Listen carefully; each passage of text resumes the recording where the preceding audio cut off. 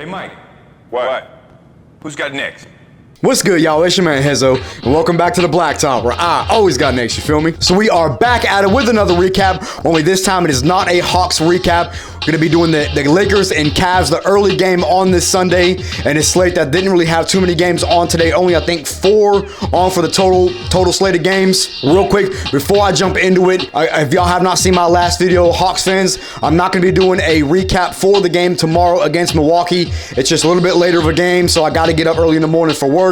For now, at least. Later games are a little bit tougher for me, but I am going to be doing a recap on the next 2 games after that, which is on Wednesday and Thursday, if I'm not wrong. I have to double check the schedule, but y'all be on the lookout for those. Be sure to subscribe to the channel if you are new. Leave a like on the video. We are on our way to 800 subs. Appreciate all the help and support. As I always say, that y'all have given me a lot of love recently, and I greatly appreciate it. And let's get right into it. So let's talk some hoops, man.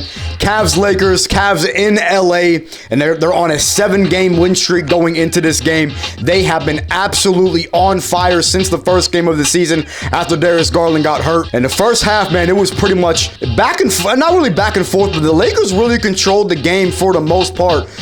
Cleveland kind of came out the gate struggling offensively outside of Donovan Mitchell. He was really their only source of offense once Darius Garland started to get going. He was living at the line. The Cavs were really getting to the free throw line. Russ comes into the game, man, and he was just an immediate impact for the Lakers. He started out, I think, 4 for 4 with 10 points, hit 2 threes. He was playing like he was possessed, man. He looked like 2017 Russ in the first quarter for the Lakers. The Lakers were doing a tremendous job of attacking. They were getting into the paint, and they dominated the paint. Jared Allen picked up quick fouls early on in the first half, and Anthony Davis was just kind of getting whatever he wanted in the paint. LeBron was getting to the paint at will, even though his jump shot was not falling. I'm going to talk about that a little bit later in the video. His jump shot has not been falling, but Anthony Davis was incredible in the paint. Russ was getting to the paint, again, looking like the old vintage Russ. And the Cavs were just kind of struggling for offense. Again, they were doing a really good job of getting to the free throw line, but outside of that, it was Mitchell and Garland the entire first half. But again, credit the Lakers. They really kind of took the other guys out of the game. Evan Mobley got in foul trouble. Again, I already said Jared Allen got in foul trouble, and that was a big difference in the first half with the LA being able to get to the paint, not having their 2 rim protectors down there for Cleveland. The Lakers were up 6 going into the break, and they were in really good position. Looked like they were maybe going to be able to get a win against a very, very good Cavs team. And then the second half rolls around, and it was the same old Lakers. Their third quarter struggles have continued. The Cavs went on a huge run to start out the third quarter, and they ended up taking the lead. I think they started on like a 12-0 run. Russ comes back into the game and immediately makes an impact again, playing extremely well, playmaking. He was getting shots. I think he finished with 19 or so on the night, 19 and 10. I know he had a double-double. He did have a handful of turnovers, but you know that's kind of expected out of Russ. But he really was one of the only guys keeping the Lakers in the game.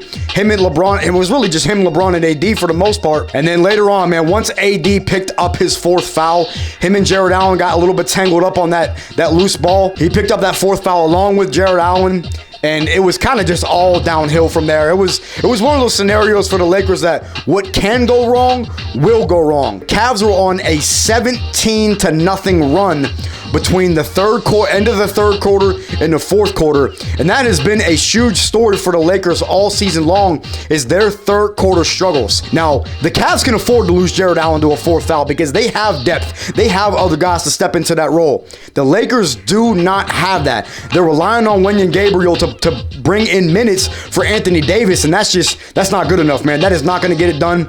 After AD picked up that 4th foul, it was just all downhill for them. Fourth quarter, Lakers just continue to struggle. They're continuing to shoot the long ball, and it's just not falling. The Cavs really just dominated the entire second half. Donovan Mitchell and Darius Garland were absolutely elite. Absolutely elite. And these dudes, real quick, I want to talk about, this might be the best backcourt in the NBA. Now, as a Hawks fan, I'm obviously going to lean towards Trey and DeJounte because of the defensive ability that DeJounte brings. But man, oh man, this Cavs team with Darius Garland and Donovan Mitchell, they are scary. And this is a team that really is built to contend this year in the NBA. Now, I'm not saying that they're going to go to the finals or anything, because I think the Bucks are still my favorite to go to the finals in the Eastern Conference.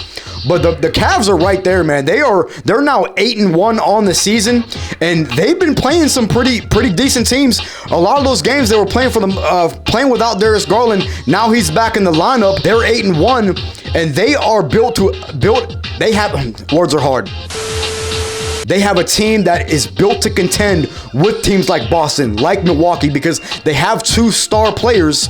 They have a defensive anchor in Jared Allen and Evan Mobley, and they have an excellent bench, and they have an excellent coach. They are very well coached. Shout out to the Cavs, man. They completely turned the second half around after kind of struggling.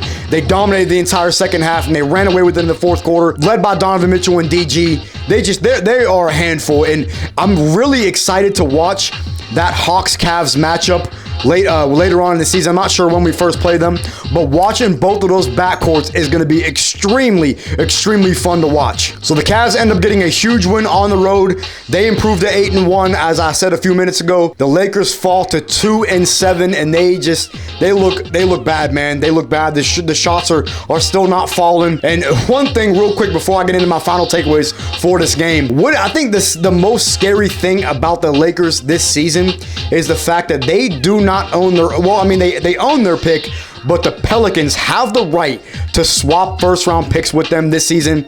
And if the Lakers end up getting the #1 overall pick, that means the Pelicans are going to get Victor Wembanyama. And that is scary. That will put the Pelicans into championship contention for the next several years with that core that they already have. So my final takeaways for this game: #1, LeBron is still struggling to shoot. Now, I know he's been sick over the last couple games, but he did hit a 3 tonight. He did hit a 3. I think he was 0 for 15 in his last 15 attempts.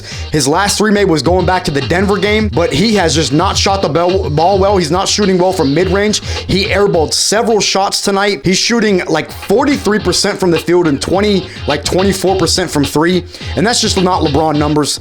Now, I don't think that's not gonna continue throughout the entire season. I do expect him to pick it up, but either way, it's not really going to matter because this Lakers team they're not built to win. I've said that in a past video as well. #2, the backcourt for the Cavs. I just touched on it a little bit earlier. This backcourt is just elite, and I want to further go into it a little bit.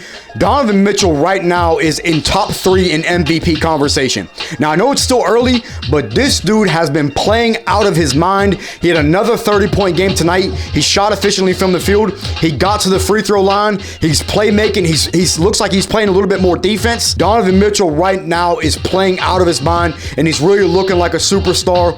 And I thought this Cavs team was going to kind of struggle early on to mesh, but DG and Mitchell look like it is a perfect fit with 2 anchors down there on defense, and Mobley just playing his role. Mobley hasn't put up eye-popping numbers this year, but he's been so elite defensively that you'll live with that. All you need out of Mobley is 15, 16, 17 points a game. You have 2 elite guards, arguably the best backcourt in basketball, that can carry the load with an outstanding bench. Cavs are lethal, man. They're going to be a problem in the Eastern Conference. #3, the Lakers shooting. This team, I just don't really understand. They continue to jack up threes when they're one of the worst. They're at the bottom in terms of three-point shooting. They're at the top in terms of attempts, but they're at the bottom in terms of makes. And that just can't happen. If you're shooting at such a high volume, you have to at least be in the top half of three-pointers made with percentage and all that. But they are shooting at a high clip, but they're not making them at a high clip. And it's been a problem offensively for the Lakers because they just don't have any great three-point shooters. I mean, Matt Ryan has had his moments. He hit that game-winning shot against the Pelicans.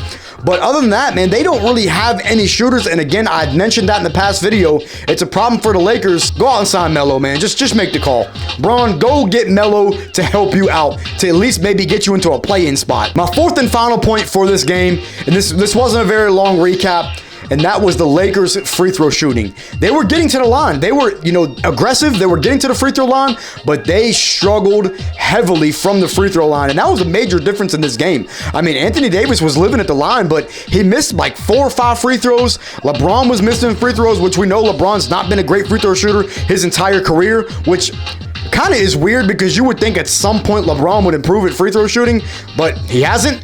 it is what it is. The Lakers significantly struggled from their free throw line, and again, it was a big difference in this game, especially whenever the Cavs went on a run. The Lakers were getting to the line, but just weren't making free throws. I'm gonna pretty much leave it there, man. That is all I have for this recap. I wanted to come on here and get another game recap outside of Atlanta out for you guys, because I know there are all type of basketball fans out there. There's Cavs fans, there's Lakers fans, man, and I welcome everybody to my channel. I'm not just a Hawks channel, so y'all keep that in mind. Leave your thoughts down in the comments. What did y'all think about the Lakers? Where do y'all see them falling this season? Do you think they'll make the play-in? Where do y'all see the Cavs for the rest of the season? Do you think this is a team that can legitimately make a run at the championship? Leave a like on the video, and I will catch y'all next episode.